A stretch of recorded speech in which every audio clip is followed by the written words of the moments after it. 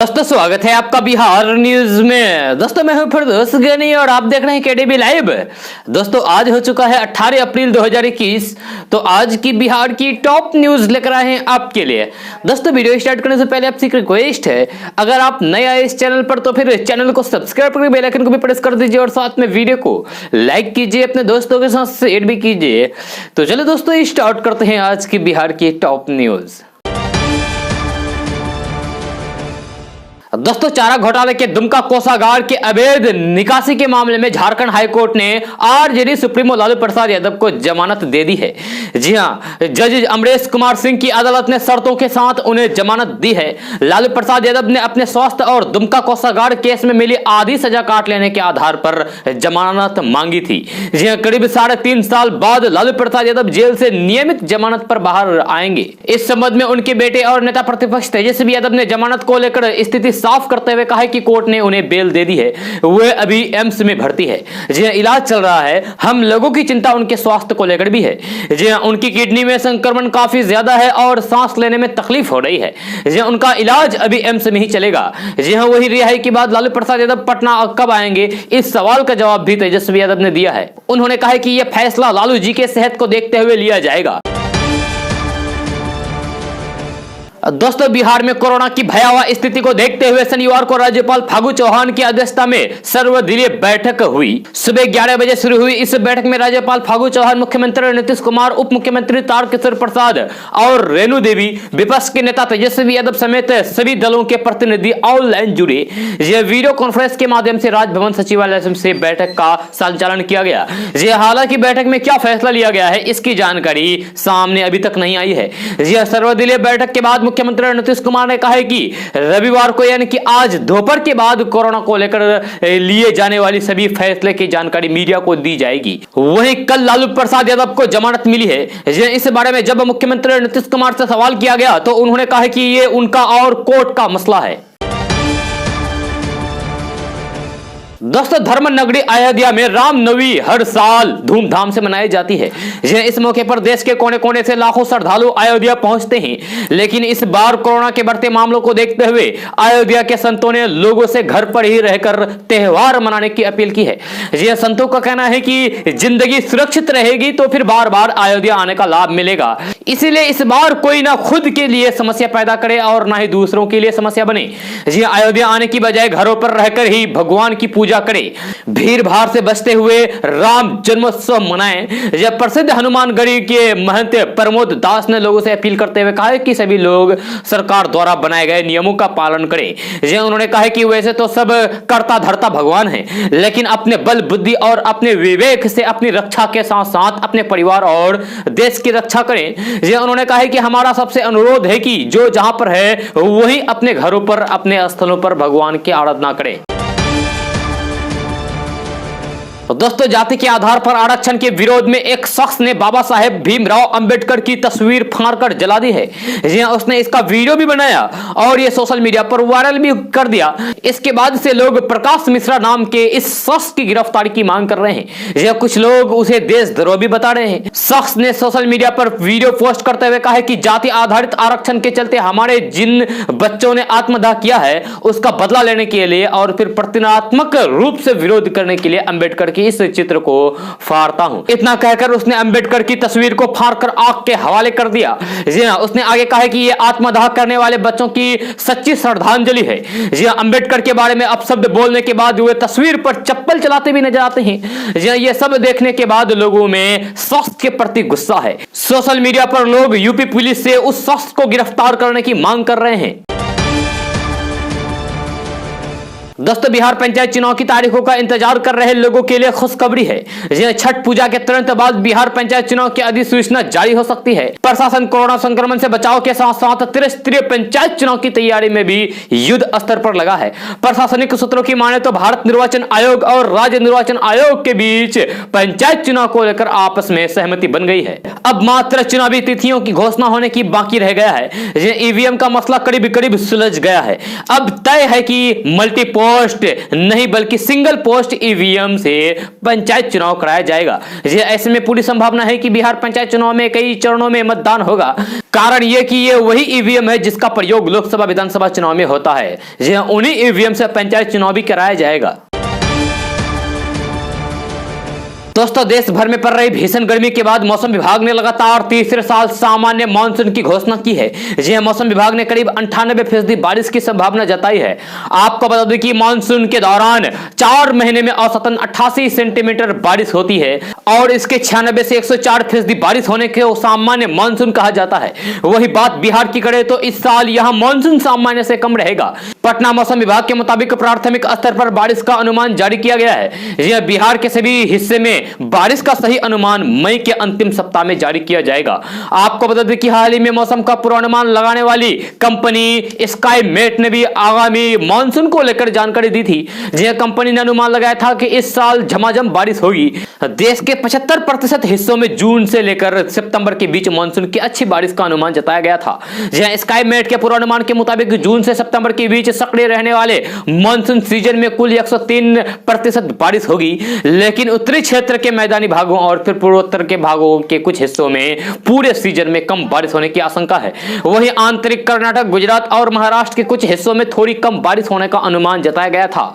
जी हां, दूसरी तरफ पूर्वी राज्य बंगाल, ओडिशा, छत्तीसगढ़, झारखंड, बिहार और उत्तर प्रदेश में औसत से अधिक बरसात होने की संभावना जताई गई थी। दोस्तों, बिहार की राजधानी पटना सहित बिहार में चैती छठ का महानुष्ठान नहाए खाए के साथ शुरू हो गया है।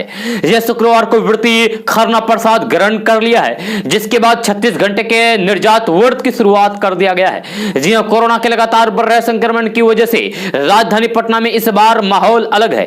जो अधिकतर लोग घरों में ही व्रत कर रहे हैं, हालांकि उनकी संख्या भी आधी है। अधिकतर लोगों ने परिचितों या फिर संबंधियों के यहाँ कोरोना संक्रमण के मामले आने पर इस बार अनुष्ठान टाल दिया है। जी अमूमन गंगा घाट पर दिखने वाला आस्था का सैलाब इस बार नहीं होगा।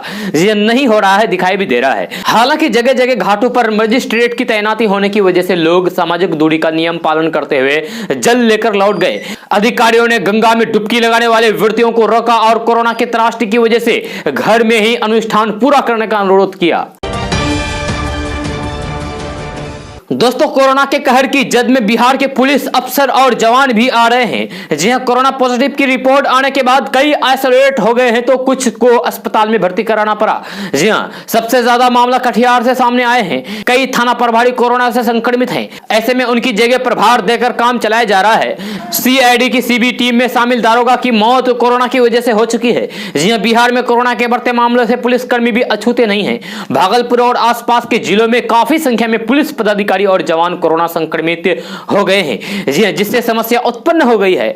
कई थाना अध्यक्ष भी कोरोना संक्रमित हो गए हैं। जी स्थिति यह है कि जिस पदाधिकारी को कोरोना सेल का प्रभार बनाया गया था, वे खुद पॉजिटिव हो गए हैं। भागलपुर जिले में कुल 16 पुलिस वाले संक्रमित पाए गए हैं। इनमें 7 पुलिस पदाधिकारी और 9 जवान शामिल है। 3 थाना अध्यक्ष भी कोरोना पॉजिटिव मिले हैं। कटिहार जिले में 83 पुलिस पदाधिकारी और जवान कोरोना संक्रमित हो चुके हैं। एसपी विकास कुमार ने बताया कि संक्रमित होने वालों में 3 इंस्पेक्टर और 2 सब इंस्पेक्टर शामिल है। वहीं बांका जिले में अभी तक 2 थानेदार कोरोना संक्रमित पाए गए हैं। नवगछिया पुलिस जिले में अब तक 2 पुलिसकर्मी कोरोना पॉजिटिव पाए गए हैं। सुपौल जिले में 4 पुलिसकर्मी कोरोना पॉजिटिव है।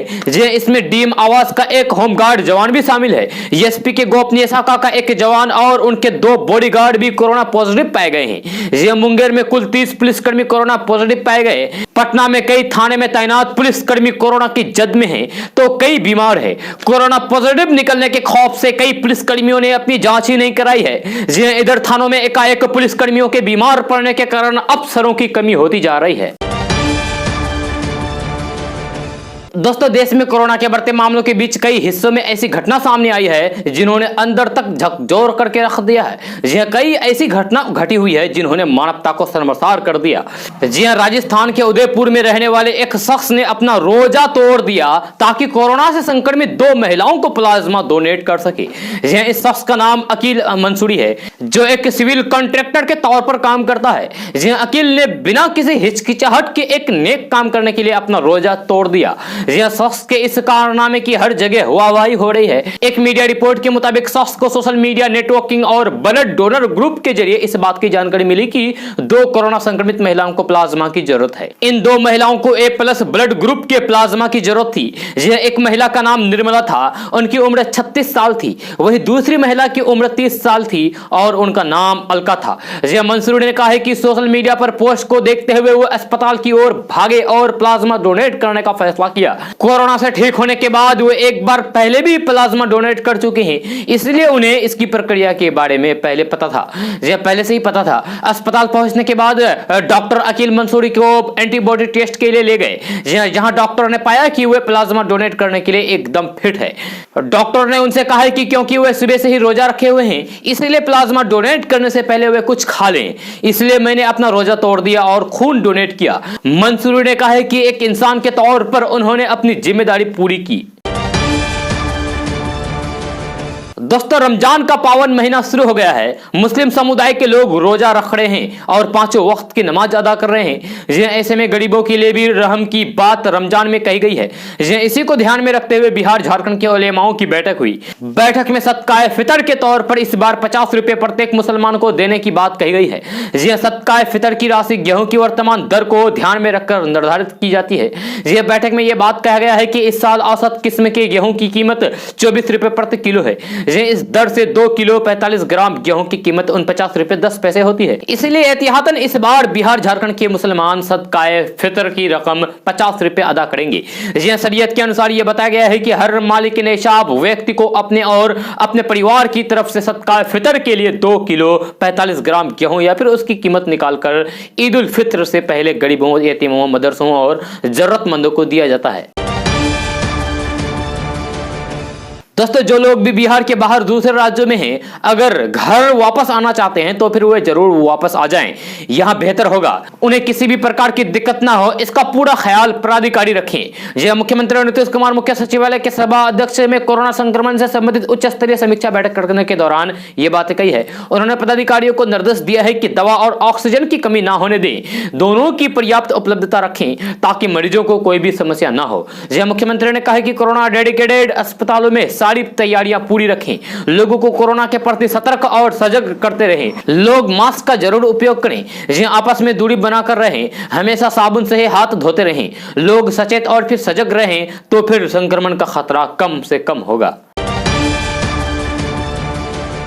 दोस्तों, बिहार में कोरोना का संक्रमण तेजी के साथ फैल रहा है। इस संक्रमण से लोगों को डर लगने लगा है, साथ ही साथ सरकार भी चिंतित नजर आ रही है तथा लोगों को कोरोना से बचाने के लिए कई तरीके के बड़े फैसले ले रही है। स्वास्थ्य विभाग द्वारा मिली जानकारी के मुताबिक शुक्रवार को राज्य में सबसे अधिक कोरोना के 6253 नए मरीज मिले, जिसमें सबसे अधिक पटना जिले में 1364 नए लोग कोरोना पॉजिटिव पाए गए। इससे लोगों की परेशानियां बढ़ती ही जा रही है।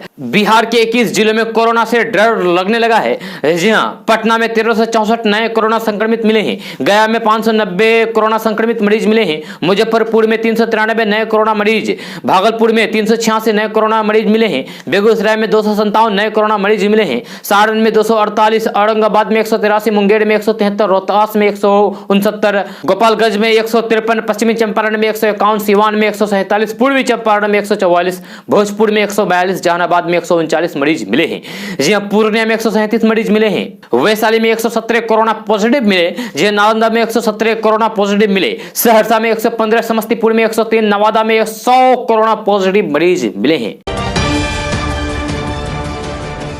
दोस्तों, माँ बाप अक्सर अपने बच्चों की शरारतों या फिर गलतियों पर उन्हें थप्पड़ मार दिया करते हैं या तो फिर पिटाई कर देते हैं, लेकिन अगर आप भी उन माँ बाप में शामिल हो तो फिर सावधान हो जाएं। दरअसल एक रिसर्च में खुलासा हुआ है कि जो परिजन अपने बच्चों को पीटते हैं उन बच्चों का मानसिक विकास बाधित होता है। चाइल्ड डेवलपमेंट नामक जर्नल में छपी एक रिपोर्ट के मुताबिक बच्चों को अगर उनके माँ बाप मारते पीटते हैं तो इससे बच्चों के मन में डर पैदा होता है। इस डर के चलते बच्चों के दिमाग के एक खास हिस्से में कुछ गतिविधियां होती है जिससे बच्चे का दिमागी विकास बाधित होता है।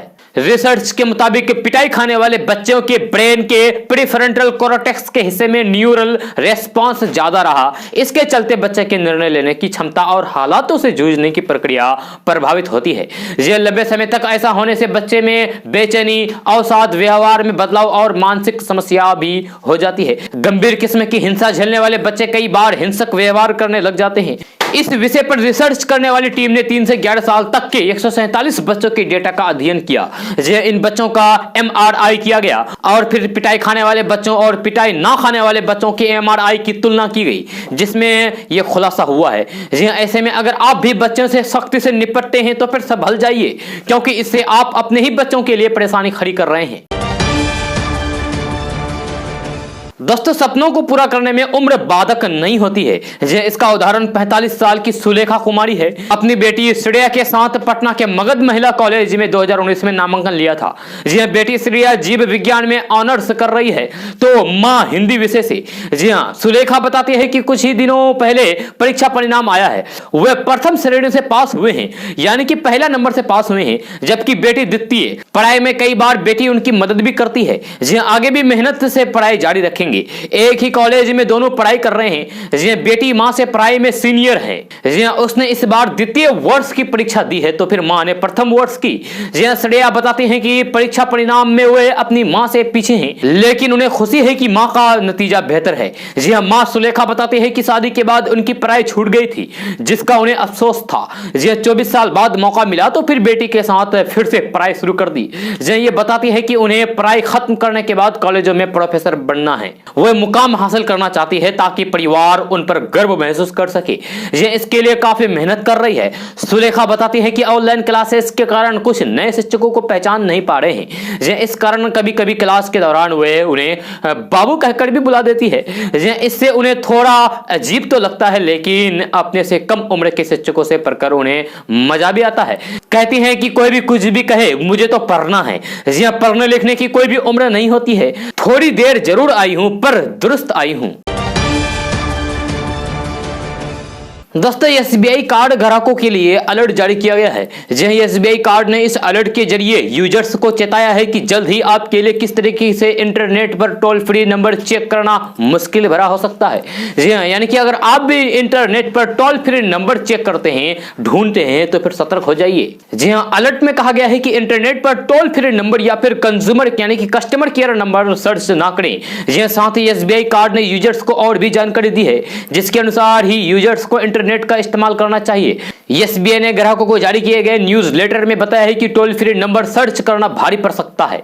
यह दरअसल जब भी आपके बैंक या फिर किसी कार्य के लिए कंज्यूमर यानी कि कस्टमर केयर कार्य आवश्यकता होती है, तो फिर आप सीधे इंटरनेट पर टोल फ्री या फिर कंज्यूमर केयर नंबर सर्च करना शुरू कर देते हैं। यह इंटरनेट पर मिलने वाले नंबर पर कॉल करके अपनी दिक्कत बता देते हैं, जिससे आपकी दिक्कत और भी ज्यादा बढ़ सकती है। SBI की ओर से जारी की गई जानकारी के अनुसार कभी भी कस्टमर सपोर्ट नंबर पता करने के लिए सर्च इंजन का इस्तेमाल ना करें, यानी कि गूगल का इस्तेमाल ना करें। इसके लिए हमेशा क्रेडिट कार्ड प्रोवाइडर की आधिकारिक वेबसाइट या फिर आधिकारिक एप्लीकेशन पर जाएं और वहां से कोई नंबर प्राप्त करें। आपको वेबसाइट पर दी गई जानकारी के अनुसार सपोर्ट में कॉल करना चाहिए या फिर अपना क्रेडिट कार्ड पर लिखे गए नंबर पर ही कॉल करना चाहिए।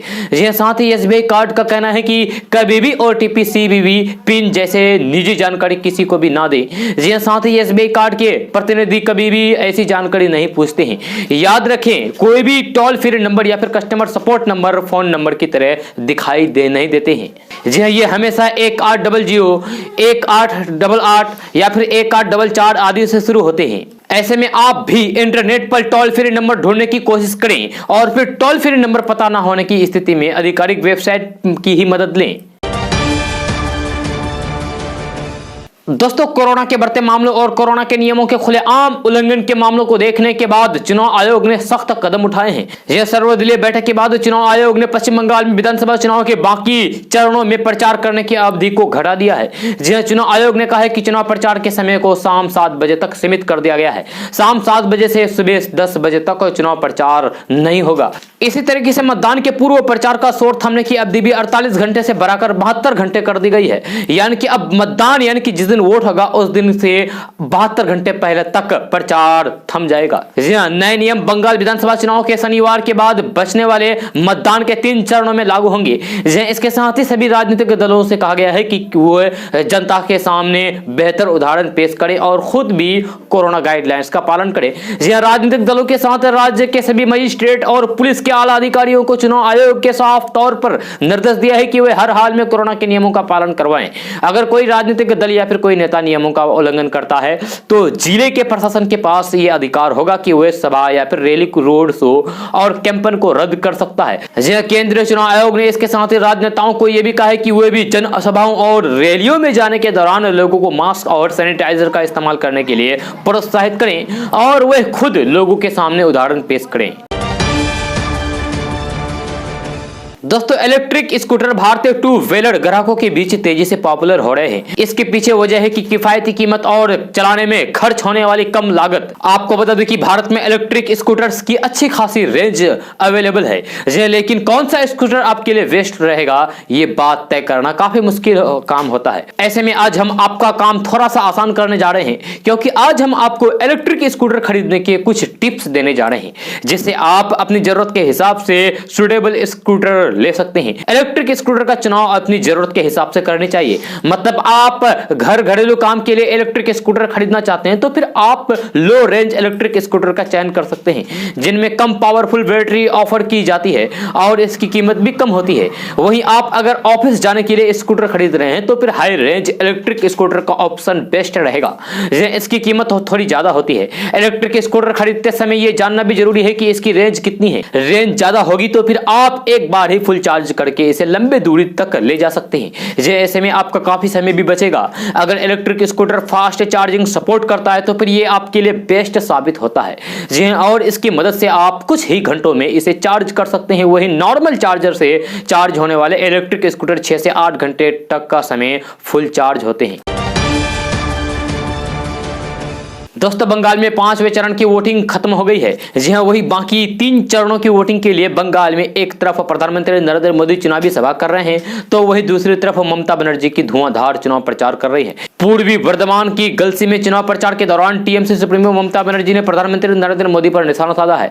जी हाँ, ममता बनर्जी ने कहा है कि मैं फ्री में चावल देती हूँ, मगर उसे पकाने के लिए 1000 रुपए का सिलेंडर या फिर 100 रुपए का केरोसिन लगता है। केंद्र सरकार ने पेट्रोल, डीजल, रसोई गैस सिलेंडर और केरोसिन की कीमतों में इजाफा कर दिया है। गैस सिलेंडर और केरोसिन की बढ़ती कीमतों ने महिलाओं का बजट बिगाड़ दिया है। जी चुनावी सभा से ममता बनर्जी ने महिला वोटर्स के साथ ही बंगाल की जनता से भी टीएमसी के पक्ष में वोट डालने की अपील की और साथ ही प्रधानमंत्री नरेंद्र मोदी पर हमला बोला।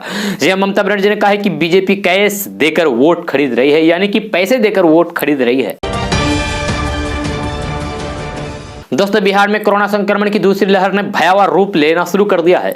जी हां, कोरोना के कहर से बच्चे बूढ़े सभी दहशत में हैं। रोजाना संक्रमितों की संख्या बढ़ती जा रही है। ऐसे में स्थिति को देखते हुए सरकार ने बिहार के सारे gym, sport complex, outdoor stadium और इंडोर स्टेडियम को 16 मई तक बंद करने का आदेश जारी कर दिया है। इसको लेकर बिहार सरकार की कला, संस्कृति एवं युवा विभाग ने नोटिस जारी किया है, जिसमें यह कहा गया है कि कोरोना संक्रमण के प्रसार को रोकने के लिए जिम समेत अन्य प्रतिष्ठानों में 16 मई तक किसी भी प्रकार के कार्यक्रम के आयोजन पर रोक लगाया जाता है। दोस्तों, आरजेडी सुप्रीमो लालू प्रसाद यादव को चारा घोटाले के एक मामले में रांची हाईकोर्ट ने जमानत दे दी है। जी हां, कहा जा रहा है कि अब उनके जेल से बाहर आने का रास्ता साफ हो गया है। जमानत मिलने की खबर से कार्यकर्ताओं में काफी खुशी है। आपको बता दें कि लालू प्रसाद यादव चारा घोटाले के मामले में 23 दिसंबर 2017 से रांची के जेल में बंद है। जी हां, फिलहाल वे दिल्ली एम्स में इलाज करा रहे हैं। आपको बता दें कि बीते करीब 3.5 साल से जेल में सजा काट रहे लालू प्रसाद यादव पहले भी कई बार जेल जा चुके हैं। जी हां, बिहार के पूर्व मुख्यमंत्री लालू प्रसाद यादव ऐसे नेता के रूप में जाने जाते हैं जो 7 बार जेल जा चुके हैं। इसके बावजूद भी वे राजनीति के केंद्र में बने रहे। संपूर्ण क्रांति के दौरान जेपी आंदोलन में लालू प्रसाद यादव काफी सक्रिय रहे। इस आंदोलन में उन्हें जेल जाना पड़ा, तब छात्र नेता के रूप में वे जेल गए थे। साल 1977 में जेल से छूटने के बाद से वे एक तरह से सक्रिय राजनीति में आए, चुनाव लड़े और सांसद बने। इसके बाद वे बिहार के मुख्यमंत्री बने। यह पहली बार 1990 में और दूसरी बार 1995 में वे बिहार के मुख्यमंत्री बने। चारा घोटाले में नाम आने के बाद उन्होंने मुख्यमंत्री पद से इस्तीफा दे दिया। यह साल 1997 में 30 जुलाई को दूसरी बार न्यायिक हिरासत में भेजे गए। इस दौरान करीब 4.5 महीने वे जेल में रहे। यह 12 दिसंबर 1997 को वे जमानत पर बाहर आए। इसके बाद 28 अक्टूबर 1998 को उन्हें जेल जाना पड़ा, तब उन्हें पटना के बेउर जेल में रखा गया था। इसके बाद 11 अप्रैल 2000 को 5 दिनों के लिए जेल जाना पड़ा। फिर उसी साल 28 नवंबर को वे जेल गए। हालांकि अगले ही दिन उन्हें जमानत मिल गई। तब उनकी पत्नी बिहार की मुख्यमंत्री थी। इस दौरान लालू प्रसाद यादव बिहार से लेकर केंद्र की राजनीति में सक्रिय रहे। दोस्तों, बिहार में कोरोना के गंभीर खतरों के बीच निजी स्कूलों में ऑनलाइन पढ़ाई शुरू हो गई है। ऐसे में सवाल उठ रहा है कि सरकारी स्कूलों में पढ़ने वाले लाखों बच्चों का सिलेबस कैसे पूरा होगा। हालांकि बिहार के शिक्षा मंत्री विजय कुमार चौधरी ने कहा है कि जल्द ही SCERT के सहयोग से 45-45 मिनट का सिलेबस तैयार किया जा रहा है और इसी सिलेबस का प्रसारण दूरदर्शन पर होगा। लेकिन ये एक तथ्य है कि सरकारी स्कूलों में अधिकतर वैसे ही बच्चे पढ़ते हैं जिनकी आर्थिक स्थिति मजबूत नहीं होती है। अगर सरकारी स्कूलों में बच्चों के लिए ऑनलाइन क्लास भी कराई जाती है तो भी उनके लिए सिलेबस पूरा करना मुश्किल होगा, क्योंकि मोबाइल या फिर लैपटॉप पर पढ़ाई डेटा के जरिए होती है और वही रोजाना मोबाइल डेटा महंगा हो रहा है। वहीं अगर एक अनुमान लगाए कि एक घर में 4 बच्चे हैं तो फिर 2 घंटे की पढ़ाई में 1 GB डेटा के हिसाब से रोजाना 4 GB डाटा खर्च होंगे। साथ ही सिर्फ ऑनलाइन क्लास में ही 700 रुपए से लेकर 800 रुपए महीने तक का खर्च होगा। इधर समस्या घर में स्मार्टफोन की कमी की भी है। सरकारी स्कूलों में पढ़ने वाले परिवार में अब भी 2 स्मार्टफोन मिलना मुश्किल है, लिहाजा एक समय में 1 से अधिक बच्चों के लिए पढ़ाई भी मुश्किल है। दूसरी ओर गार्जियन भी मानते हैं कि बढ़ती महंगाई में ऑनलाइन क्लास मुश्किल है, क्योंकि परिवार बड़ा होता है। वहीं सरकारी स्कूलों के हेडमास्टर भी मानते हैं कि बिहार में खासकर छोटे बच्चों के लिए ऑनलाइन क्लास संभव नहीं है। इधर निजी स्कूलों में बच्चों के लिए ऑनलाइन पढ़ाई शुरू की गई है। बिहार के सरकारी स्कूलों में पढ़ने वाले लाखों बच्चों के लिए यह व्यवस्था कब शुरू होगी, इस पर शिक्षा विभाग बोलने के लिए कोई भी तैयार नहीं है। जी हां, वहीं दूसरी ओर सवाल है कि अगर सरकारी स्कूलों में ऑनलाइन पढ़ाई शुरू भी हुई तो फिर क्या इसके लिए बच्चे ऑनलाइन पढ़ाई का खर्च उठा पाने में सक्षम हैं? आपको बता दें कि सिर्फ क्लास 9 से लेकर 12 तक में ही पढ़ने वाले छात्रों की संख्या 36 लाख से अधिक है। जी हां, कोरोना के बढ़ते संकट के बीच अब सवाल लाखों बच्चों के भविष्य के लिए उठने लगे हैं और महंगी ऑनलाइन पढ़ाई और सिलेबस पूरा करने का डर एक बड़ा संकट है। दोस्तों, कोरोना की दूसरी लहर से पूरा विश्व त्राहिमाम कर रहा है। इस बीच एक खबर आई है कि कोरोना हवा के जरिए फैल रहा है, जिससे हरकत मचा दिया है। अमेरिका, ब्रिटेन और कनाडा के वैज्ञानिकों ने अपने अध्ययन में पाया है कि कोरोना हवा के माध्यम से फैल रहा है। इसके हवा के माध्यम से फैलने के ठोस और पक्के सबूत भी मिल चुके हैं। यह खबर वाकई भारत जैसे देशों के लिए चिंता बढ़ाने वाली है। हालांकि भारत सरकार अपना पूरा जोर कोरोना संक्रमण को कंट्रोल करने में लगा रखा है, लेकिन आंकड़े स्थिति की नियंत्रण में न होने के गवाह भी बन रहे हैं। प्रतिष्ठित मेडिकल जर्नल लॉन्सेट में प्रकाशित रिपोर्ट ने पूरी दुनिया के होश उड़ा रख दिए हैं। ब्रिटेन, कनाडा, अमेरिका के 6 वरिष्ठ वैज्ञानिकों ने अध्ययन के बाद इस रिपोर्ट को प्रकाशित किया है। इसमें कोरोना के हवा के माध्यम से फैलने के ठोस और पक्के सबूत दिए गए हैं। इतना ही नहीं, वैज्ञानिकों ने 10 कारण ऐसे गिनाए हैं जो कोरोना के हवा के माध्यम से फैलने के पक्के सबूत मिले हैं। वैज्ञानिकों के मुताबिक बाजार, भीड़ भाड़ वाले जगह, मेला और सुपरमार्केट जैसे जगहों कोरोना के लिए सुपर स्प्रेडर का काम कर रहे हैं। तमाम सावधानियां इन जगहों पर धड़ी की धड़ी रह जा रही है। यह स्वास्थ्य सुविधाएं नाकाम साबित हो रही है। इस साइलेंट ट्रांसमीटर मोड में कोरोना हवा के माध्यम से एक दूसरे तक पहुंच रहा है। यह शोधकर्ता ने यह भी पाया है कि क्वारंटाइन होटलों में एक दूसरे से सटे कमरों में रह रहे लोगों के बीच संक्रमण ज्यादा देखा जा रहा है। दोस्तों, राष्ट्रीय जनता दल के वरिष्ठ नेता और कभी मुख्यमंत्री नीतीश कुमार के महत्वपूर्ण सहयोगी रहे शिवानंद तिवारी ने छठ का प्रसाद ग्रहण करते हुए एक तस्वीर फेसबुक पर शेयर किया तो लोग तरह तरह के क्यास लगाने लगे। इस तस्वीर में शिवानंद तिवारी के अलावा सीएम नीतीश कुमार, कांग्रेस के नेता रामजतन सिन्हा, पूर्व मंत्री मिथिलेश सिंह और राजद के नेता श्याम रजक भी दिखाई दे रहे हैं। तस्वीर में दिखाई दे रहा है कि शिवानंद तिवारी कुछ बोल रहे हैं और मुख्यमंत्री नीतीश कुमार सहित सभी लोग उनकी बात को गौर से सुन रहे हैं। शिवानंद तिवारी ने तस्वीर के नीचे नीचे कैप्शन में सभी का परिचय दिया है और बताया कि यह तस्वीर पूर्व मंत्री मिथिलेश सिंह के घर पर ली गई है। जी हां, वरिष्ठ राजद नेता की ये तस्वीर शेयर करने का मतलब कई लोग नहीं समझ पाए। जी हां, कुछ लोगों को लगा कि वे फिर से नीतीश कुमार की पार्टी जेडीयू में जाने की तैयारी कर रहे हैं। कुछ लोगों ने पूछा कि क्या वे आज की तस्वीर है, तो तिवारी ने बताया कि यह पुरानी तस्वीर है। दोस्तों, इंडियन ऑयल कॉर्पोरेशन यानी कि IOCL ने एलपीजी के नए कनेक्शन लेने वाले ग्राहकों को बड़ी राहत दी है। अगर आपके पास आवासीय प्रमाण पत्र नहीं है तो भी आप एलपीजी सिलेंडर का कनेक्शन ले सकते हैं। जी पहले आवासीय प्रमाण पत्र जरूरी था।